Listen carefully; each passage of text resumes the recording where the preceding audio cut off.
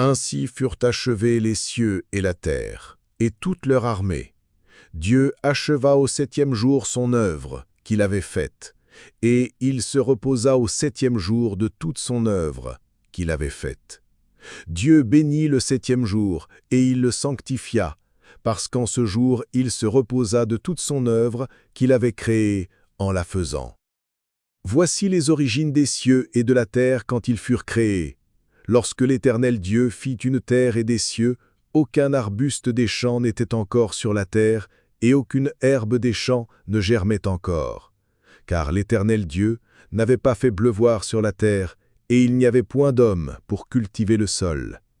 Mais une vapeur s'éleva de la terre, et arrosa toute la surface du sol. L'Éternel Dieu forma l'homme de la poussière de la terre. Il souffla dans ses narines un souffle de vie, et l'homme devint un être vivant. Puis l'Éternel Dieu planta un jardin en Éden, du côté de l'Orient, et il y mit l'homme qu'il avait formé.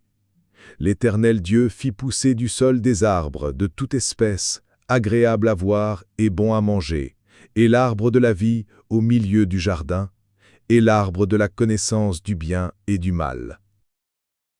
Un fleuve sortait d'Éden pour arroser le jardin, et de là il se divisa en 4 bras.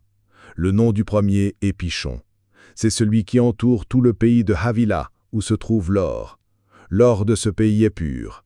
On y trouve aussi le bdellium et la pierre d'onyx. Le nom du second fleuve est Gihon. C'est celui qui entoure tout le pays de Cush. Le nom du troisième fleuve est Hiddekel. C'est celui qui coule à l'orient de la Syrie. Le 4e fleuve, c'est l'Euphrate. L'Éternel Dieu prit l'homme et le plaça dans le jardin d'Éden pour le cultiver et pour le garder.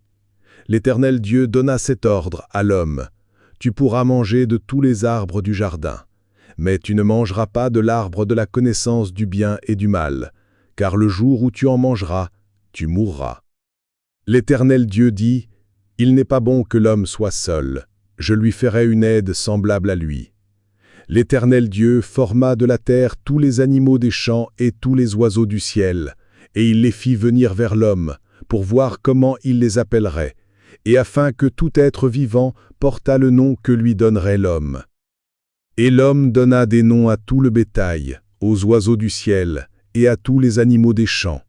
Mais pour l'homme, il ne trouva point d'aide semblable à lui.